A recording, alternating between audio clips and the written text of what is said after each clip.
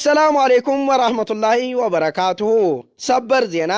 በነጃዋር መሐመድ ላይ ሊመሰክሩ የቀረቡ ሰዎች ተግርዶሽ በስተጀርባ ታልሆነ በስተቀር ልንመሰክር አንችልም ሲሉ ወይዘሮ አዳነች አቤቤና ጠቅላይ ሚኒስትር አብይ አህመድን እንዳናደዷቸው ተገለጠ። ወይዘሮ አዳነች አቤቤ በበኩላቸው እኔ 3 ሚሊዮን ብር የከፈልኳችሁ ፊት ለፊት ልመሰክሩባቸው እንጂ ለዚህ አልነበረም ሲሉ ሐሳባቸውን ገልጠዋል። መስካሪዎች በበኩላቸው እኛ የጃዋር መሐመድን ፊት እያየን ልንመሰክር አንችልም፣ ፈጣሪያችን ፊት የቆምን ነው የሚመስለን፣ ስለዚህ ልንመሰክርላችሁ አንችልም፣ የእናንተ 3 ሚሊዮን ብር ተቀሮዱላ እንደማያተርፈን እናውቃለን፣ ስለዚህ ተግርግዳ ወይም በስልክ ታልሆነ በስተቀር ልንመሰክር አንችልም ብለው ቁርጥ ያለ አቋማቸውን መናገራቸው ወይዘሮ አዳነች አቤቤ አክላ እንዲህ ብላለች። ለጊዜው የተዘጋጀ ግርዶሽና ግርግዳ የለንም፣ ስለዚህ አሁኑኑ በአፋጣኝ መስክሩባቸው ስትል አቋሟን ወሰነች። ጠቅላይ ሚኒስትር አብይ አህመድ በበኩላቸው እንዲህ ሲሉ ሐሳባቸውን አካፍለዋል። አይናችሁን ጨፍናችሁ መስክሩባቸው። እንዳያዩዋችሁ ተፈለጋችሁ እናንተም አይን ባይን መተያየት ነውና መጥፎው፣ አይናችሁን ጨፍናችሁ ልመሰክሩ ትችላላችሁ። እባካችሁ ይህን ጉዳይ እዛውን ጨርሰው ሲሉ ተማጠኑ። ጠቅላይ ሚኒስትር አብይ አህመድ በበኩላቸው አስተሳሰባችሁ ሁሉ ደንቆሮ ነው፣ የኢትዮጵያን ሕዝብ ተመምራት 1 ሚሊዮን ጉንዳን መምራት ይሻላል ያልኩትም ለዚህ ነው ሲሉ ራሳቸውን እያከኩ ተፍርድ ቤት ወጥተዋል ሲሉ አንዳንድ የዓይን እማኞች ገልጠውልናል። አንዳንድ ሰዎች ፍርድ ቤቱን ለመከታተል ተወንበሩ በስተኋላ እያሾለኩ እንዳዩ የአማራ ክልል ባለስልጣኖች ሐሳባቸውን ሰጥተውናል። ተመስገን ጥሩነህና አቶ አገኘሁ ተሻገርም በስልክ ደውለው ጠቅላይ ሚኒስትር አብይ አህመድ በስልክ እንዲመሰክሩ ቢደረግም ተመስገን ጥሩነህም እንቅልፍ ላይ አገኘሁ ተሻገርም እንቅልፍ ላይ ሆነው ስልካቸውን አላነሱላቸውም። አቶ አገኘሁ ተሻገርም ጠጥተው ነበርና የተኙት። ተስካራቸውን በነቁ ጊዜ ጠቅላይ ሚኒስትሩን የስልክ ጥሪ ሲያዩ ችሎቱ ዛሬ መሆኑ ሲገባቸው ደንግጠው ሶስተኛ ምስክር እሳቸው ነበሩና በፍጥነት እያሽከረከሩ ወደ ቦታው ሊሄዱ ሲሉ የአንድ የምስኪን ሰው ሕይወት ገጭተው ሕይወቱን አጠፉት። ከዛም በአማራ ክልል ፖሊስ ስር ቁጥጥር ስር ውለው ወደ ፍርድ ቤት ቀረቡ። ይህን ይሳት ዘግቦታል። አዳምጡት።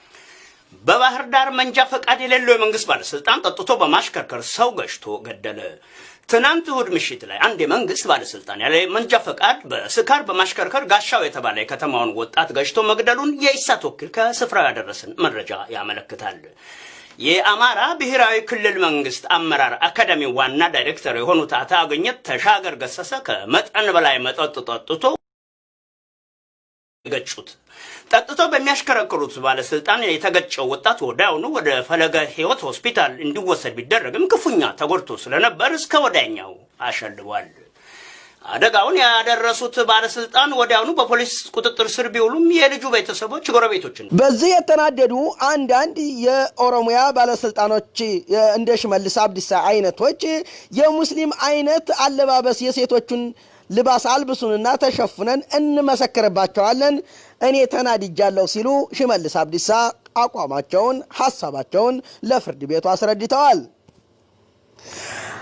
አንዳንድ ድመቶችና አይጦች በበኩላቸው ለኛ 50 ኪሎ ስጋ ግዙልን እንጂ በእነሱ ላይ ለመመስከር አይገደንም፣ እንመሰክርባቸዋለን ሲሉ ሐሳባቸውን ሰጡ። አቶ ታዬ ደንዳና በበኩላቸው እንኳንስ 50 ኪሎ 100 ኪሎ እንገዛላችኋለን፣ ተዚህ ጭንቀት ገላግሉን እባካችሁ፣ የሀገር ያለ ይሄ ድመት ያለ ሲሉ አቶ ታዬ ደንዳና ጭንቀታቸውን ገለጡ። አቶ ጠቅላይ ሚኒስትር አብይ አህመድ ትትመሰክሩ እኔ ፊት ለፊት ተግርዶሽ በስተጀርባ ሁኜ ማየት ፈልጋለሁኝ። አቶ ጃዋር መሐመድ በበኩሉ ያስቃሉ፣ በጣም ይሸማቀቃሉ፣ እኔ ጀግና ነኝ፣ አልፈራም፣ እውነትም አለኝ ሲሉ የመጣው ቢመጣ አልረታም አሉ። የቄሮ መሪ ቄሮ ለዘላለም ይኑር፣ እናንበረከካችኋለን ሲሉ ጃዋር መሐመድ ሐሳባቸውን ሰጡ። በበኩላቸው እንዲህ ብለዋል። ጃዋር መሐመድ ፊት ለፊት ቁመን መመስከር አንችልም፣ ጃዋር መሐመድን ስናየው እንፈራለን፣ ገና ሽንታችን ሱሪያችን ላይ እየነጠቀን ተቸግረናል፣ ስለዚህ ልንመሰክር አንችልም ሲሉ ሐሳባቸውን ሰጥተዋል።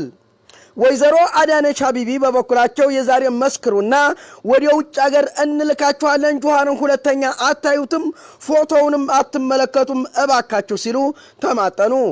አዳነች አቤቤ ይህን ብትልም መስካሪዎች ግን እንዲህ ብለዋል። እኛ ቄሮን እንፈራለን፣ የቄሮን ዱላ እንፈራለን። እኛ ውጭ ሀገር ብንሄድ እንኳን ውጭ ሀገር እኮ ቄሮ ነው ያለው። ባለፈው ነጩን አላያችሁም እንዴ? አንዲት ቄሪትን ገፍተር ቢያደርግ አንድ ነጭ እንኳን ፊት ለፊት አይደለም ወይ የቀጠቀጡት? ስለዚህ እኛንም አንድ የሻሸመኔ አንጠልጥለው ይሰቅሉናል። እኛ አንፈልግም፣ ተዝ ጉዳይ የለንበትም። በህልማችንም ስንሄድም ስንቆምም ጀዋር መሐመድ ፊታችን እየተገተረ ተቸግረናልና እባካችሁ ሱሪያችን ላይ እየሸናን በሰበስን እኮ ሲሉ ለፍርድ ቤቱ ብለው አስረድተዋል። ችሎቱን ሲከታተሉ የዋሉ የዓይን እማኞቻችን ገልጸውልናል። ውሸት ምንጊዜም ውሸት ነው። እውነትን ሊያቸንፍና ሊደብቅ አይችልም። ፍትህ ለኦሮሞ ልጆችና ለቄሮ ወጣቶች፣ ለቄሮ። አሰላሙ አለይኩም ወራህመቱላሂ ወበረካቱሁ።